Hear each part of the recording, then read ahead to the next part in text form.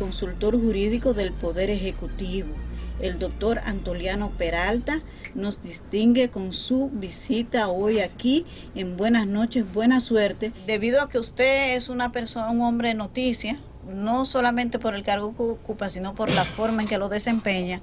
He recibido muchísimas gente que me ha escrito para que le pregunte sobre la reunión que usted sostuvo hoy con un grupo de juristas que van a tratar lo relativo al Código Penal y las mujeres que están participando en esta comisión porque se sienten relegadas. La consultoría jurídica está en un plan, digamos, de revisar y actualizar una cantidad de normas legales que estaban pendientes de revisión y de adecuación, incluso en algunos casos, a la Constitución de la República. Para eso hemos estado designando comisiones de trabajo de personas que voluntariamente nos ayudan y colaboran con el gobierno y con el país, porque esta es una labor, digamos, de carácter patriótico, porque en casi todos los casos son comisiones honoríficas. En este caso, en el caso que nos pregunta Yanesi, resulta que, como todos saben, hay un proyecto de Código Penal que fue en una ocasión aprobado y que esa ley que aprueba el código sufrió un revés en el Tribunal Constitucional, el tema del aborto, y volvió a las cámaras legislativas. ¿Qué pasa? Que después de pasar tanto tiempo, los legisladores entienden que es necesario revisar de nuevo el código. Y la consultoría designó una comisión para darle apoyo a la Cámara de Diputados y al Senado, y me voy a permitir mencionar los nombres. Los juristas que en este caso han aceptado, fueron escogidos y han aceptado la responsabilidad de revisar el Código Penal son Pedro Balbuena, Feli Tena de Sosa, Génesis Bello Taveras, Eduardo Núñez, Liliana Pavón Lugo, Yudelka Polanco Santos y Jorge López Hilario, que es quien le está coordinando. Entonces hay 3 mujeres. Hay 3 mujeres, sí, 3 mujeres y, qué sé yo, 4 hombres. Sí, entre las quejas hay que la comisión debió ser mayoritariamente femenina.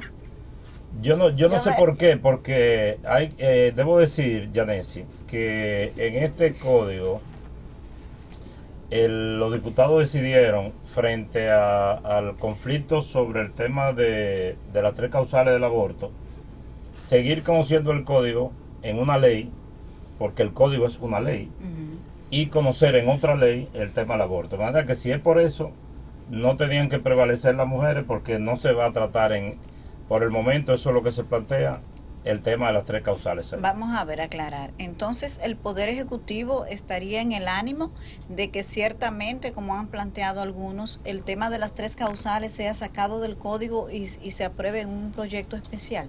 No, el Poder Ejecutivo respeta la decisión del Poder Legislativo. El Poder Legislativo, en la Cámara de Diputados, se tomó esa decisión de conocer el código en una ley y las 3 causales del aborto en otra.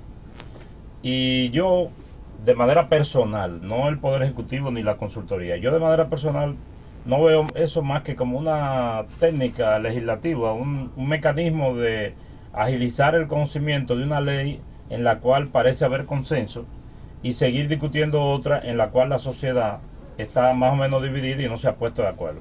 Ya nosotros escuchamos que el presidente en un momento dado dijo que estaba de acuerdo con las 3 causales. Ahora, el presidente es el presidente y los diputados son los diputados. De suerte que nosotros formamos esta comisión partiendo de lo que han decidido los diputados. Si ellos hubiesen decidido conocer el código y el tema del aborto en una sola ley, pues también formamos la comisión. Igual. Bueno, pues ya tenemos las explicaciones de en qué proceso está este tema tan conflictivo por las tres causales de parte de la consultoría jurídica del Poder Ejecutivo. Usted ha insistido mucho desde la transición incluso en un tema de una reforma constitucional para la independencia del Ministerio Público. Usted lo ha reiterado como una promesa, incluso una propuesta del presidente Luis Abinader. ¿Por qué ustedes están tan convencidos de que es necesaria una reforma constitucional y, de ser así, más o menos para qué etapa del gobierno la tienen contemplada? Voy a comenzar por lo último. El presidente no ha anunciado, ni nos ha informado a nosotros ni al país, para cuándo piensa que están dadas las condiciones para proponer una reforma constitucional. Lo que yo he dicho y quiero repetir aquí es que la idea del presidente de modificar, de reformar la organización del Ministerio Público, la institución del Ministerio Público, para atribuirle potestades y responsabilidades que hoy tiene el procurador a un nuevo ente que podría ser el Ministerio de Justicia, que eso precisa de una reforma constitucional. Es eso lo que yo he dicho. Y porque el procurador tiene atribuciones que le son dadas por la Constitución, que dentro del programa y el esquema de reforma que concibió el PRM y el equipo legal de Luis Abinader, estas potestades irían al Ministerio de Justicia. Me permito citar dos o tres de las fundamentales. Por ejemplo, trazar la política de lucha contra el crimen. Esa es una atribución que la Constitución le otorga ahora al procurador. El manejo del sistema penitenciario, eso es constitucionalmente potestad del procurador. Y la representación del Estado en la justicia es potestad del procurador. Pero las dos primeras, que son mucho más importantes y que tienen carácter constitucional, si se quieren pasar al Ministerio de Justicia, que eventualmente se pueda crear y que sea anunciado, hay que reformar la Constitución, porque de qué forma no hay manera que con una ley se pueda quitar al procurador lo que la Constitución le atribuye. Pero los que no comparten tanto esa idea, ese planteamiento, por ejemplo, el doctor Emanuel Esquea Guerrero estuvo aquí y habla de que eso de independencia del Ministerio Público parece como un poco más sueño que realidad, porque usted lo hace independiente, que no tenga nada que ver el Poder Ejecutivo, pero entonces dependiente de otro poder político, como el Congreso Nacional u otra instancia que finalmente de órganos que son electos mediante la intermediación de la política. Sí, es verdad. Es cierto que es difícil conformar un órgano que esté totalmente ajeno a los poderes políticos, como por ejemplo el Consejo de la Magistratura, que se pretendió que fuera un órgano de carácter independiente y que al final no siempre es independiente, dependiendo del predominio que tenga un partido político en ese consejo. Ahora, la opinión personal mía, Yanesi, es que si el Ministerio Público no depende del Poder Ejecutivo, entonces el Ministerio Público puede ejercer una función, digamos, de vigilancia y fiscalización más eficaz con respecto a los funcionarios del Poder Ejecutivo que si los nombra el presidente de la República. Y hay la experiencia de otros países donde los fiscales son de carrera y no dependen del presidente de turno. O sea, no importa la modalidad. La intención es que un fiscal que prevea, por ejemplo, una violación en un funcionario público, la existencia de este fiscal como tal, como fiscal, o de un procurador no dependa de la voluntad del presidente que lo nombró a él.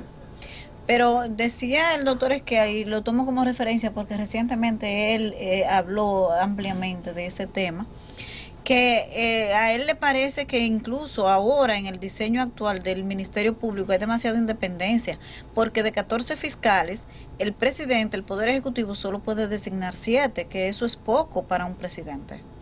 Y mire que lo que aspira el presidente Luis Abinader es que el presidente no nombre ninguno.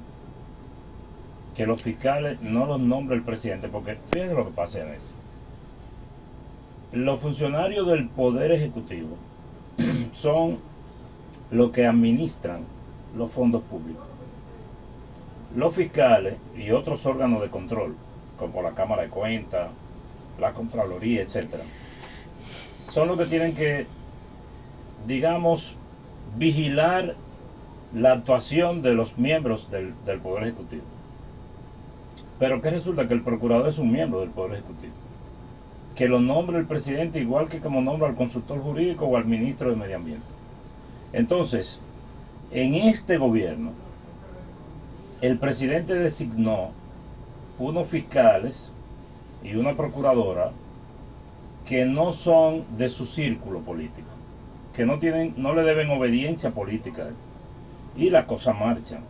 Por eso ustedes han visto que en el poco tiempo que tiene el gobierno, 2 o 3 funcionarios del gobierno han sido suspendidos en sus funciones y han sido investigados por el Ministerio Público.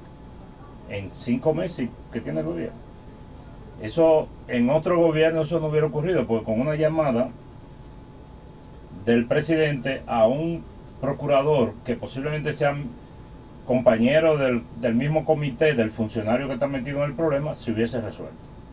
Entonces no sería una contradicción, porque si con el actual diseño institucional se logra eso que usted está diciendo, ¿cuál es la necesidad de la reforma? Muy bien, perfecto. Alabo su inteligencia. El problema es que no siempre Luis Abinader va a ser presidente, porque nosotros hemos tenido un presidente anterior, otro tras anterior, otro tras anterior, y siempre el procurador era un dirigente político. Ahora, como la Constitución obligaba al presidente actual a designar él el procurador y a esos 7 procuradores, él dijo, bueno, búsquenme 7 abogados que sean conocedores del derecho penal y que no sean del círculo político del PRM ni de Luis Abinader. Y vamos a pensar en un procurador o procuradora, como dijo él, que no esté ligada políticamente a nosotros. Bueno, y eso ocurrió. Ahora, él lo que quiere es que, y lo que quiere el presidente Abinader es que en lo sucesivo eso no dependa de la voluntad del presidente. Una cosa, usted es insistente, pero también aclara que no es que el presidente ha dicho que va a hacer una reforma mañana, que usted no sabe en qué etapa de su gobierno él podría sentir que está listo para someter una reforma de esta envergadura. Ahora bien, como aquí tenemos experiencias de reformas, de que pensar que el mejor diseño es este, resulta que no, que ese no es, viene otro nuevo y lo cambia. ¿Ustedes no creen que sería pertinente quizás darle tiempo a madurar debidamente esa idea de independencia, de un mecanismo de independencia de las autoridades del Ministerio Público que ustedes tienen? Porque ese diseño que plantea el PRM, que usted siempre ha explicado, como que no es común a nivel internacional. No crea que no es un modelo inventado. Lo que nosotros hemos planteado es la existencia de un fiscal general de la nación, y en Estados Unidos hay un fiscal general de la nación, y en otros países los hay. ¿Y cómo lo designan allá? No, por ejemplo, en Estados Unidos son fiscales de carrera. Ahora, no nos importa cómo lo designen allá, porque tampoco nosotros hemos definido un mecanismo absoluto. Nosotros lo que hemos definido es una idea general de que la Constitución establezca un fiscal general que solo sea fiscal, que no tenga que estar vigilando la construcción de cárceles y comprándole comida a los presos. No, un fiscal que investigue, parecido a lo que hoy es el encargado de persecución del delito. Entonces, la intención es que ese fiscal, como yo dije ahorita, sea designado mediante un mecanismo que no dependa del presidente de la República. Ahora bien, la idea que planteó el equipo legal del proyecto Luis Abinader era someter ese criterio. Esto que nosotros estamos diciendo, ¿cómo lo vamos a hacer? Someterlo a la discusión, el esquema que tenemos, la propuesta de las instituciones que tienen que ver con justicia, de abogados que sean duchos en la materia, abrir un debate sobre el tema para que el país, incluso yo personalmente no descartaría tampoco revisar otros modelos. O sea, el caso es alcanzar un nivel de independencia del Ministerio Público y también un nivel de independencia de la justicia. Pero ustedes no cuentan con los votos suficientes en el Congreso para el PRM solo impulsar esa reforma. Tendría que haber un gran acuerdo para que verdad se haga con la legitimidad y el nivel de consenso requerido. Ustedes han planteado ese tema, sí, porque incluso yo he escuchado de gente que dicen que ustedes plantean esa reforma, pero con el fondo lo que quieren es sacar un beneficio político. Bueno, bien, está bien. Si sacamos un beneficio político, pues muy bien, nosotros somos políticos. Pero fíjense una cosa, Yanesi. Nosotros estamos planteando eso desde la campaña. Es decir, cuando no sabíamos la proporción en que iba a quedar el Congreso. De manera que esto que estamos hablando ahora es la mecánica de cómo se va a hacer. Nosotros estamos en una fase previa todavía. Es cuál es la idea jurídica. Por eso es que yo digo que el presidente no se ha planteado la reforma constitucional todavía para este momento. Yo entiendo, me adelanto yo a pensar que una idea como esta tendría que contar con el consenso de los actores principales del sistema, que estén de acuerdo y que lo apoyen. Y de lo contrario, bueno, pues se queda como una intención. Doctor, en la transición, y lo han seguido haciendo, pero uno siente que de manera un poco más lenta a lo que se pensó, por lo menos las expectativas que se tenían, sobre un gran decreto para eliminar al menos 20 instituciones. Hay que reconocer que se han eliminado, es verdad, pero parece que el proceso ha sido más lento de lo que quizás originalmente se concibió. Sí, es cierto. Es cierto que ha sido más lento que lo que aspirábamos, porque la realidad después se impone y uno ve que, por ejemplo, usted toma una institución como la OISOE y el presidente dice vamos a liquidar la OISOE. Ahora, liquidar la OISOE no es un proceso que se hace con un decreto, porque es una institución que tiene contrataciones, que le debe a gente, que personas tienen compromiso con ella, que tiene obras a media, y todo el trámite de ir pasando esas obras, como se han estado pasando, obras públicas, en algunos casos han tratado de pasarse al INVI. Eso generó que hay un inconveniente legal, que el INVI legalmente no está concebido para construir ese tipo de obras, sino viviendas. Entonces todo eso ha habido que irlo afinando hasta el extremo de que en el día de hoy, o posiblemente mañana, se está depositando un proyecto de ley en el Congreso para crear el Ministerio de la Vivienda. El Poder Ejecutivo lo va a someter. Sí, el Poder Ejecutivo. Entonces, ese Ministerio de la Vivienda va a agrupar a todas las instituciones del Estado que construyen vivienda y edificaciones. De tal suerte que instituciones como Obras Públicas,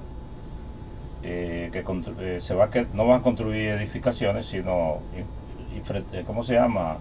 Esas estructuras de comunicación, puentes, cosas, carreteras, etcétera. Que aquí el Bien Nacional construía vivienda, el INAVI construía vivienda, etcétera. Entonces, cuando sea aprobada la ley, pero fíjese que es un trámite, todas las edificaciones que tenía OISOE van a pasar al Ministerio de la Vivienda. Ese es un caso que nos hemos dado cuenta de que por una situación legal el proceso ha sido un poco más lento. Pero se ha ido, digamos, desmembrando la OISOE, se ha ido desmembrando hasta que se convertirá en nada. Pero se han liquidado algunas, por ejemplo, Procomunidad definitivamente se extinguió, el despacho de la primera dama se eliminó, el FONPER, que era una... Pero el FONPER no requiere una ley para sí, quedar. Se elaboró un proyecto de ley que se está revisando para transformarlo, porque al fin y al cabo el FONPER, como FONPER, con el concepto en que está concebido hoy, desaparecerá con la ley. Sin embargo, el criterio que preocupaba al presidente ya desapareció, pero se consolidará con la ley, que es que esa institución no maneje los fondos que manejaba. Pero el FONPER va a seguir, pero sin manejar los fondos que manejaba. El FONPER va a desaparecer. Ahora bien, el FONPER es titular de unas acciones, de unas instituciones, de unas empresas donde el Estado tiene acciones que generan ingresos. Entonces, se está creando un órgano tenedor de esas acciones a través de la ley, de ese proyecto de ley que está casi en su etapa final. Y el FONPER, como lo que era, que construía, todo eso va a desaparecer. Solamente va a ser una entidad que va a poseer esas acciones, pero los fondos que generen esas acciones van a ir a la cuenta general de la nación. Ahora, por ejemplo, ¿a dónde van esos fondos? A la cuenta general de la nación. Pero no es violación a la ley, porque se supone que tiene que ser a través de esa institución. No. La ley, la ley que se está, el proyecto que se está concibiendo es para transformar, porque la ley no dice necesariamente que los fondos tenían que manejarlo y hacer con eso panadería. Yo no sé por qué tanta panadería. Hicieron muchas. Muchas panaderías en el sur, sobre todo en San Juan de la Maguana. De verdad, yo se lo digo con toda honestidad, no sé por qué tantas panaderías. Sorprendido de tantas panaderías. ¿La contabilizaron? ¿Cuántas eran? Mire, yo sé, no, yo no tengo el número, pero yo fui una vez a la Mate Farfán, hace muchos años, en los años 90, y ahí me sorprendió que la cantidad de panaderías que hay en la Mate Farfán. Quizás eso se debe al hecho de que en aquellos pueblos donde hay poca actividad agrícola hay más panaderías, sí, pensé yo. Pero en el FONPER muchas panaderías, cosas de costura, construían casitas, muchas casitas que siempre inauguraba una candidata a diputada, que por cierto tenía una hermana que era la vicepresidenta del FONPER. Pero todo eso va a desaparecer, el FONPER no va a construir. El FONPER tiene las obras que tenía a medio construir, que son obras pequeñas, posiblemente se pasen a una de las instituciones del Estado, como la Comisión de Desarrollo Barrial o Provincial, según el caso. Otras se pueden pasar en su oportunidad, si todavía hay, al futuro Ministerio de Vivienda, pero el FONPER no va a construir más nada. Ni va a hacer fundación que maneje, le dé. No, ni más panadería tampoco. Ni fundaciones. No, el FONPER no va a donar nada porque no va a tener dinero, el dinero va a ir al Estado. Y va a tener una persona, por lo menos, un consejo, rector, algo así. Ah, sí, el FONPER tiene un consejo y tiene una oficina, y la entidad que van a hacer con la ley va a tener una oficina, tienen que tenerla. Y tendrá un funcionario que ganará 500, 1000 y pico de pesos. No sé cuánto gana. Pero le va a bajar el sueldo a ese, sí. Quizás en la ley nueva. Yo no lo sé, Yanis. No sé cuánto gana el presidente FONPER ni cuánto ganará, pero el FONPER no existirá. Como usted lo conoce, con todas esas atribuciones, no existirá. Lo que va a haber es una transformación, entonces el FONPER, no una eliminación, como se había dicho. El FONPER va a desaparecer. Ya. Ahora bien, tiene que haber un ente que administre las acciones, porque no pueden estar en el aire. Legalmente eso no es posible. Ya. Mire, usted han tenido algunos inconvenientes con funcionarios del pasado gobierno que todavía permanecen en sus cargos y se le ha conminado a renunciar. ¿Qué es lo que sucede ahí? Sí, vi que alguien dijo, a propósito de un comentario que yo hice, que una persona dijo en las redes que el consultor jurídico le estaba implorando que renunciaran, y otro dijo que el consultor jurídico estaba presionando para que renunciaran. Para que usted vea una misma, la interpretación, la comunicación sí. es bastante rica, ¿eh? Sí, pero no, ni una cosa ni la otra. Lo cierto es que hay algunos funcionarios que no pasan de 4, quizás 5, no más, que por ley se designan por un tiempo determinado. Y el gobierno pasado los designó por 4 años al final casi del gobierno, o en algunos casos a mediados. Y nosotros, por ejemplo, ahí estaba la directora de Proconsumidor, la de Procompetencia, el de Valores, Superintendencia de Valores, Superintendencia de Pensiones, y el presidente, y eso yo lo hice público y lo repito aquí, es cierto, dijo, conversa con ellos, porque si están en principio, hay quienes tienen otro criterio, yo no quiero entrar en esa consideración, hay abogados que postulan en el sentido de que estas personas pueden ser sustituidas antes de concluir su mandato. Yo no quiero entrar al fondo de eso aquí. La información que doy, y reitero, es que el presidente quiso no entrar en ese tipo de conflicto y en cambio manejar eso por la vía, digamos, diplomática. Y es cierto que hemos tenido contacto con algunos de ellos y le hemos preguntado que si van a permanecer en el gobierno, que si que al presidente le gustaría disponer de ese puesto para una persona de más confianza. ¿Y la respuesta con Y hubo un caso ya en que una persona renunció, que es la doctora Nina del Castillo. ¿Y los demás qué le han dicho? Se está conversando con ellos. ¿Pero conversando en qué términos? ¿Eso Se- implica algún tipo de compromiso del gobierno de beneficio para esos equipos que están ahí? No. Se está conversando y las respuestas aún no son definitivas. Pero estamos en conversaciones con esas personas pensando en la posibilidad de que puedan abandonar el cargo antes del tiempo previsto. Hay un caso, por ejemplo, de Procompetencia, con la que yo nunca he conversado sobre ese tema, que se vence en septiembre. Estamos en el mes de febrero. ¿Cuánto quedan, Janet? Oh, pero septiembre, febrero, 7 meses. 7 meses. Perfecto. ¿Ustedes lo soportarían ahí 7 meses? Si no A nosotros nos gustaría que ella entregara el cargo antes. Y eso también, no por ninguna razón, sino porque hay funciones de esas que al gobierno le interesa manejarla con un funcionario más cercano, de mayor acercamiento, ¿verdad? ¿Mayor confianza sería la palabra? Sí, pero confianza en el mejor sentido de la palabra. Sí, por sí. supuesto. Por un tema de verdad. Porque si yo entro aquí y veo yo la conozco a usted y Ujú. usted es una persona de mi confianza. Si hay una periodista que yo no conozco, eso no quiere decir que yo tenga desconfianza en ella. No Es decir, de- que la palabra confianza en el sentido de que es una persona más cercana a mí que yo conozco más. Entonces el presidente está interesado en su cargo para designar personas más cercanas a su proyecto. Así es.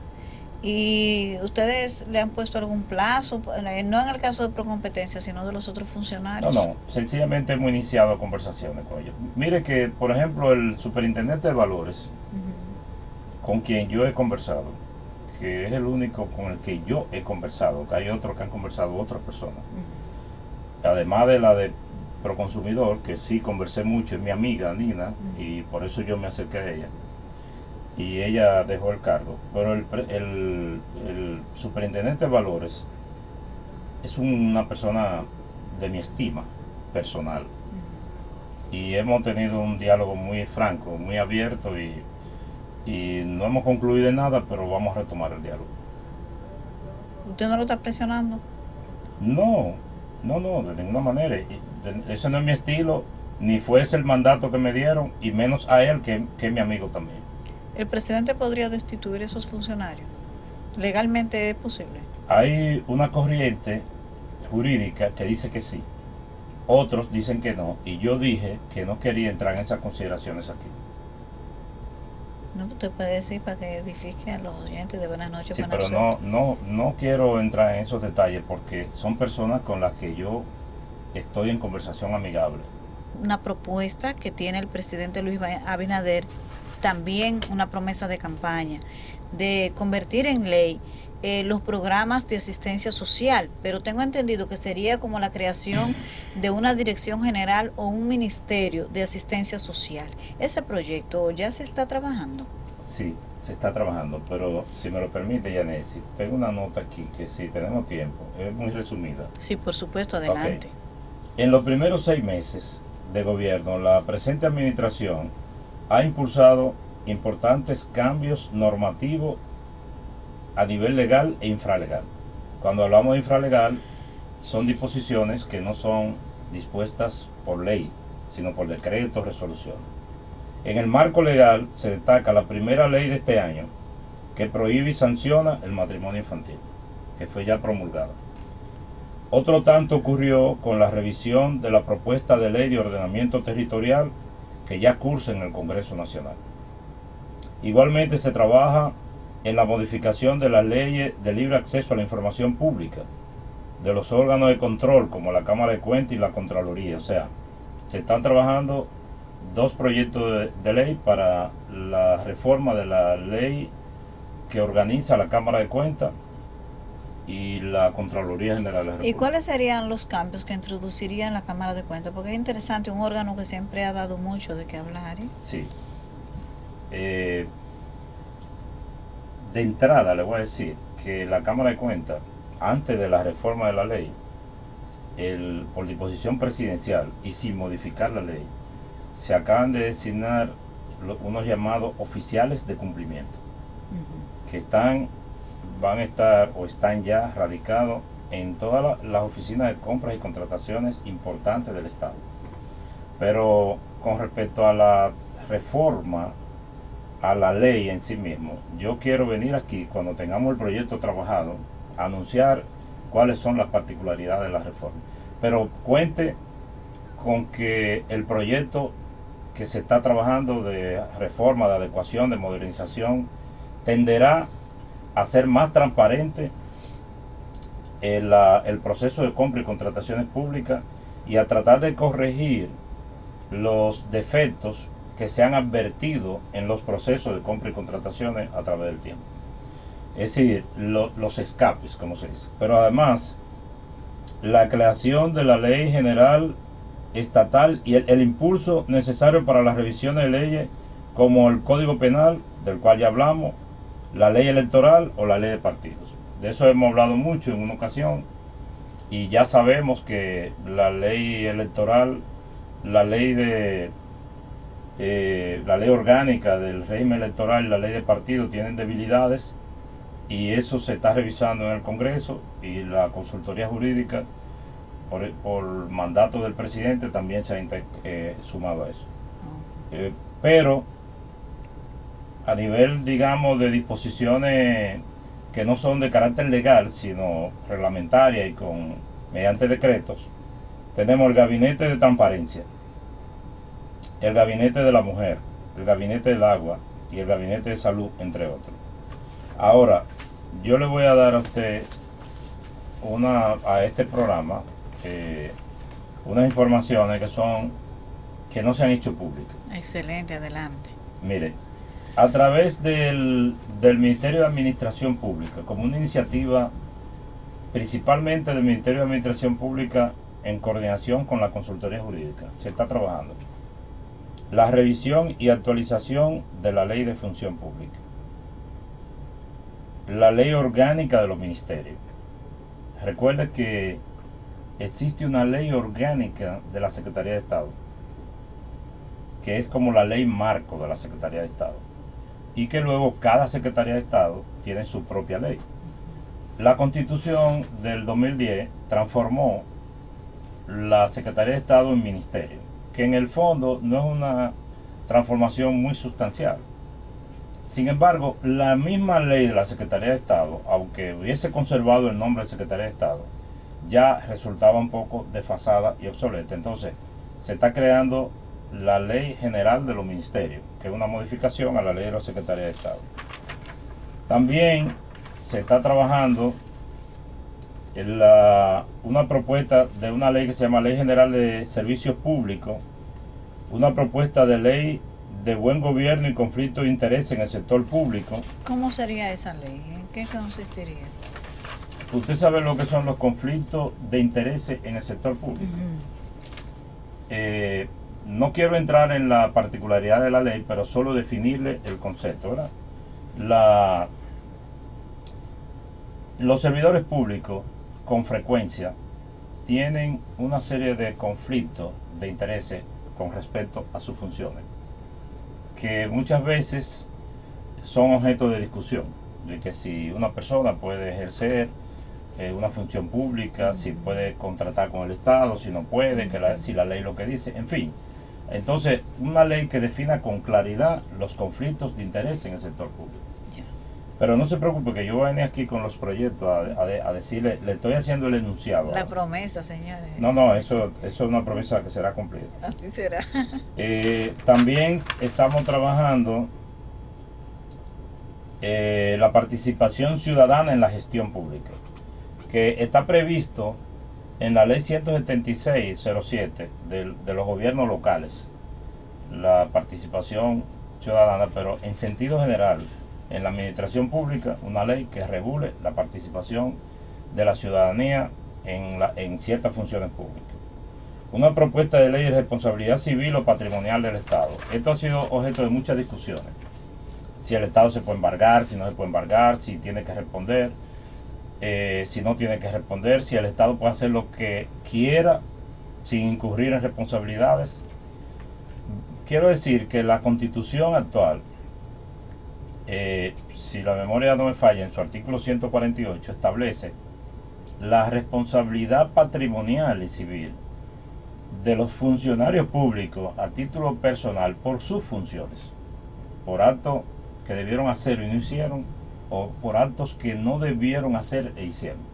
Entonces, ese es un tema que está contenido en la Constitución, pero esto habla de la responsabilidad del Estado propiamente dicho, y facilitar a que un ciudadano que tenga un conflicto con el Estado pueda reclamarle al Estado como un ente cualquiera, como se le reclama a CDN.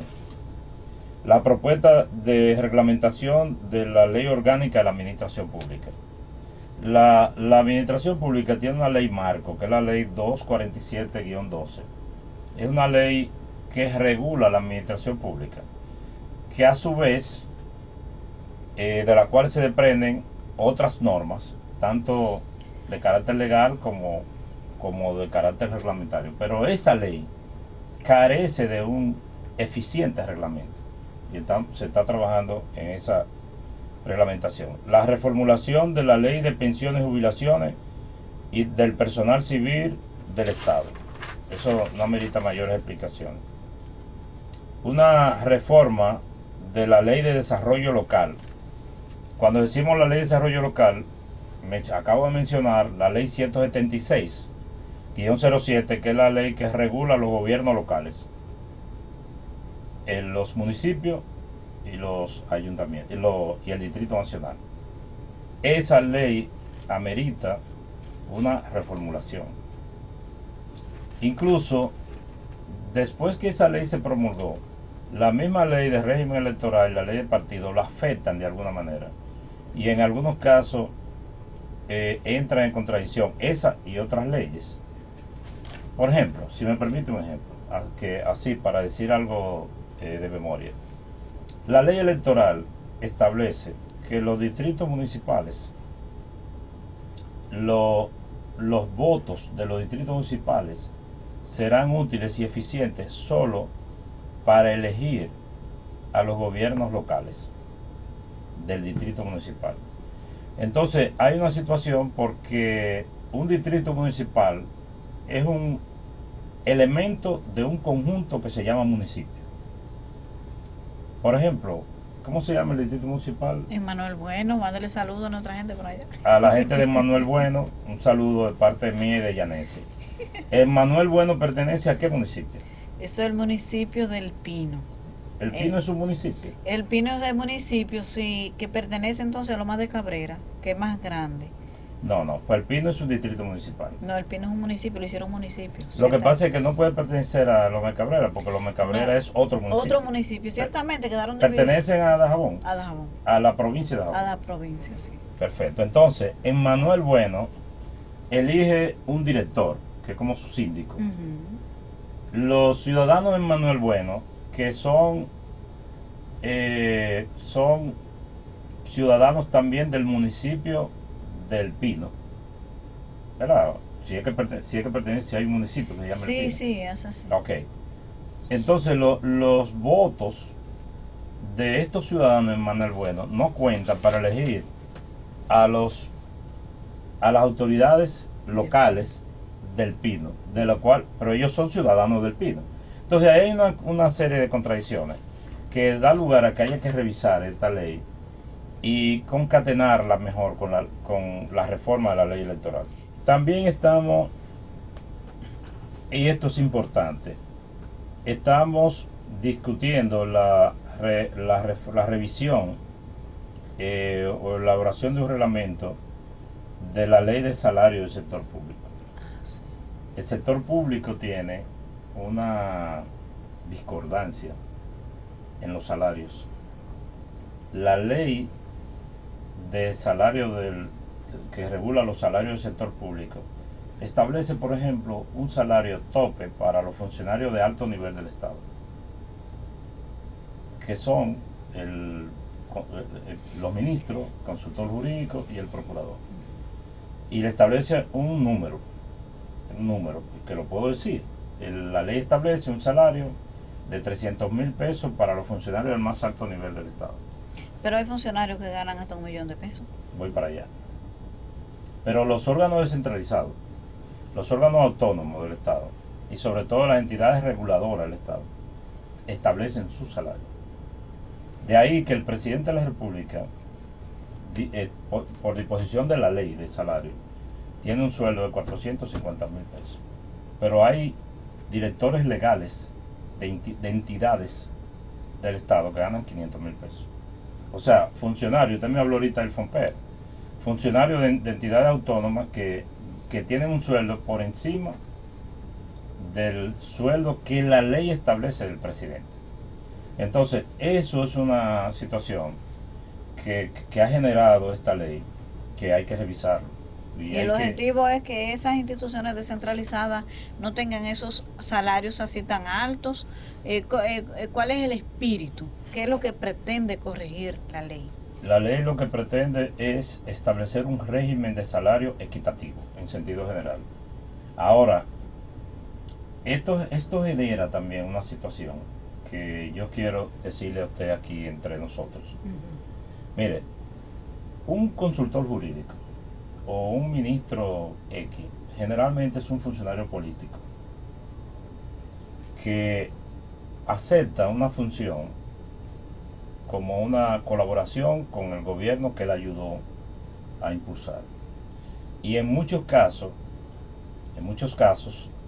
estos funcionarios políticos que son adeptos al presidente descuidan un poco el tema de su salario porque tienen también un objetivo político y de colaboración con el gobierno. Ahora, cuando usted contrata un técnico, por ejemplo, si usted contrata un experto en asuntos de impuestos o un gerente financiero de alto nivel para trabajar en el Banco Central o en la Superintendencia de Valores, etc. Este ciudadano puede estar trabajando en una empresa de bolsa de valores o en un banco privado y entonces él dice, bueno, ¿cuál es mi propuesta salarial? Porque yo no soy político, yo lo que soy un técnico que voy donde me paguen mejor.